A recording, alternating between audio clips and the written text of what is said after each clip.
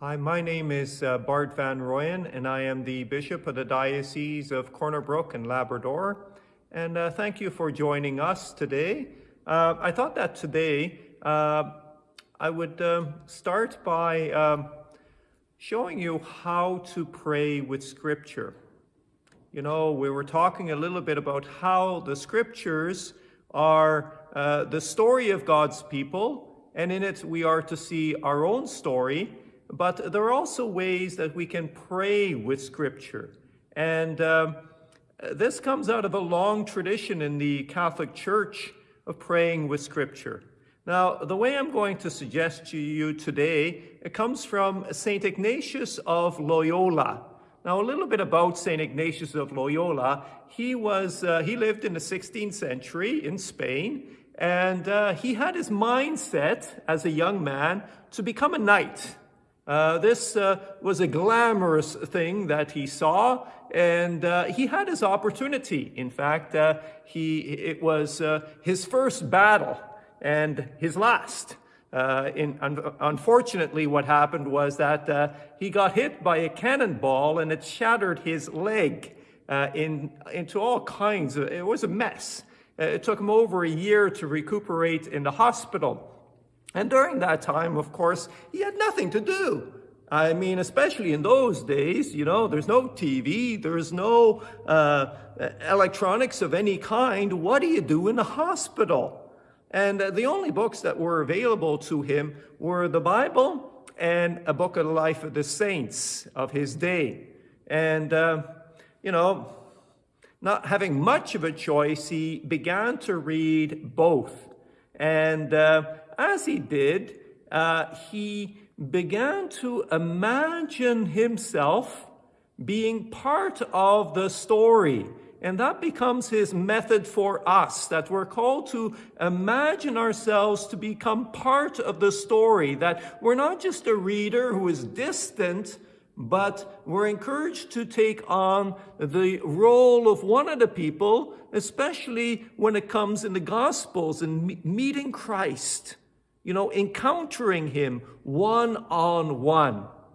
Let me show you how this works. I'm going to read a brief reading from Mark's Gospel, and then I'll ask you a few questions that hopefully will give you a chance to enter into the very character of Bartimaeus.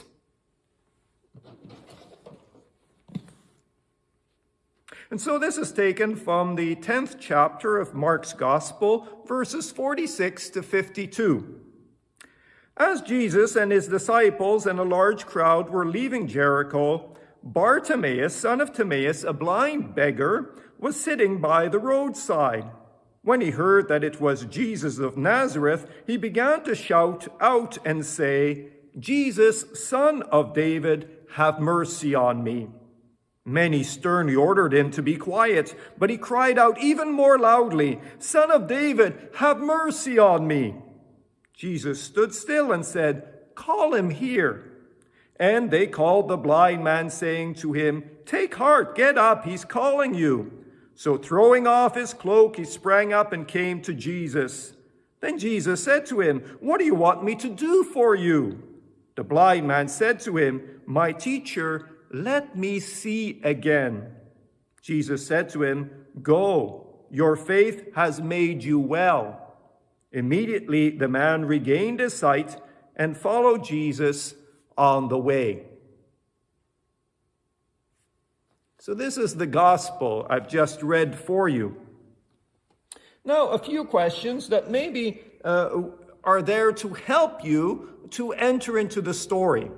Now, we're to imagine ourselves being on the side of the road. Sometimes we feel that way. We're on the side of the road of life. Somehow, in a sense, we're dealing with a struggle. We're dealing with a difficulty. There is something deep within, a need that somehow is not being met, or something that we have questions about. We are on the road. We sometimes feel we don't have that sight.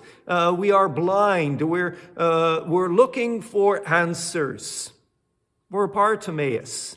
We're to put ourselves into this man's shoes. And as he hears Jesus is coming, there is a sense of hope. Now, how do we reach out towards that hope? How do we reach out to Jesus? That's the question. So he cries out. It's the cry from within. And it is that cry that we need to give voice to. That cry that is so often there. And in a sense, we try to meet with so many different things. Get in touch with that cry. Then we hear that, we're crying and people are telling us to shut up.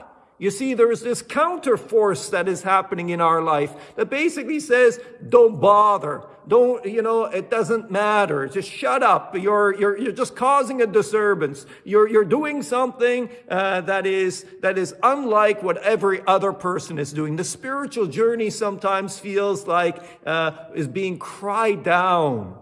That people are saying, shut up. Don't bother.